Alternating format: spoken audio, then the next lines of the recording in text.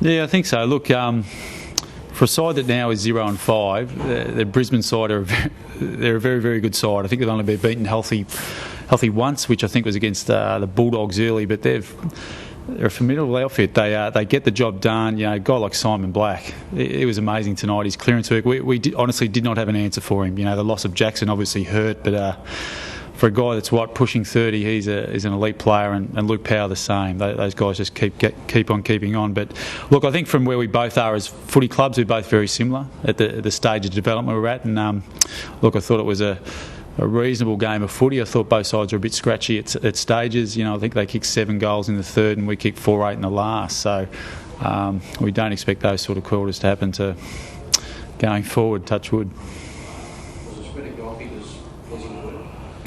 Yeah, it is. We've probably had that over the course of the first 4 to 5 rounds as well. I think Jake King chipped in for another 3. Robbie Nahas, Matty White's getting his 1 to 2 goals a week as well, which is great. And we're starting to get some midfielders now with the sub rules probably added to that, with our midfielders now pushing forward. Cochin has shots on goal, as does Martin. So it is great to spread the load.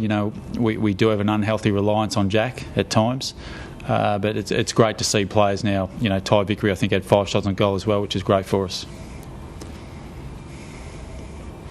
Superb game from Justin Martin. Yeah, look, he's good. That's one of the reasons our recruiting staff drafted him. Francis Jackson, his team, picked Dustin up very early. His ball use is elite, and that's the reason he's at our footy club. He's still got some area of his game that he needs to work on, but from where he's at as a second-year player, look, he's going to be a long-term player for our footy club, and one we love having. So, you further saw the development of Reece Conquer, I think, tonight. Another guy that uses the ball really well, makes good decisions, and I think if both clubs would have sat back and watched the young talent on display, I think you can see that we've both got some bright futures in the upcoming years.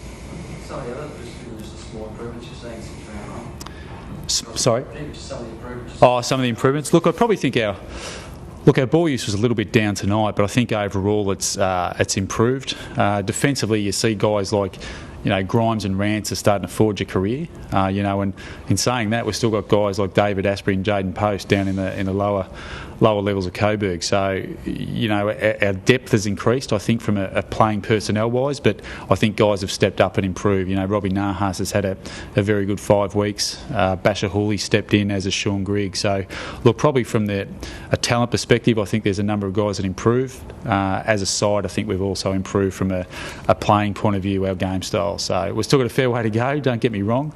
We didn't remotely challenge some of the top 4 sides that we played early, so got a fair way to go still. What's the injury situation with Tuck and Nahas, have a bruised hip or something? Yeah, look, I think Tucky got a knock to the ribs, so how serious that is, we're not too sure. We don't think it's overly serious, but Tucky's a strong as an ox, really, so he's doesn't fall far from Michael's gene pool, obviously, so he'll be back pushing his case for next week, I'd say. And yeah, Robbie just got a corky, I think, in his thigh or his hip. I'm not too sure which one it was. It looked like it happened early, actually. He stayed on, didn't he? Yeah, he's a tough bugger, Tucky.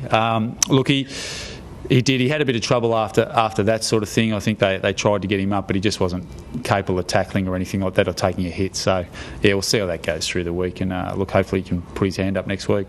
That caused some challenges with matchups, after well. Oh, it did a bit, because obviously we lost Jackson through suspension, and then Tark, another inside ball winner. So, look, we had to throw. It probably caught us off balance a little bit. Grigg had to go inside, force someone outside. So it probably did a little bit, but you're going to cop an injury at some stage. In the last year or so, when you've won your games, you tend to be sort of the plucky outside that's voicing upset. Is that starting to change a little bit? Like tonight against Richmond, they're similar age, similar experience. Are you getting a bit more of that for the next challenge? Yeah, I think so. Look, like most footy clubs, last year you're probably happy with an effort. Now we're not happy if we don't win. We go in every game, like last year, I suppose, to say the same thing, but, we expect to win every game we play, and I think the growth in the players is now they come to every game expecting to win also. Last year they hoped, now they're starting to believe they can win, which is a really important step in our development. We still understand we've got a hell of a long way to go. Like the sides like Collingwood and Hawthorn who really touched us up have obviously proved that. So we've just got to keep improving in those areas, further galvanise the belief of the playing group, and work our way into the season again. Secured a push up at 10th, I think, tonight. Are you expecting to be there this time? Sorry, we're expecting to be 10th?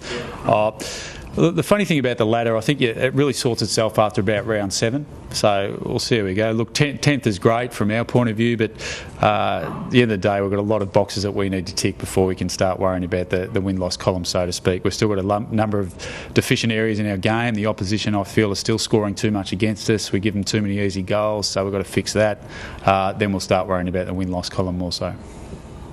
Would Foley have had 40 touches before, and how do you feel about seeing him thrive like that after the injury?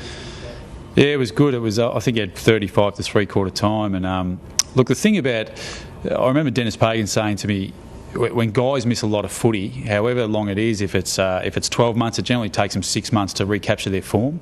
And Axel pretty much missed a year and a half of football. So to see him start to come on and play some good footy is a great result. And look, the great thing for our footy club is he's also an outstanding leader. His work ethic can't be questioned. He's just a great influence around our footy club. So the more he can continue to work his way into the season, he's going to become a more valuable player for us for the remainder of the year, which is great.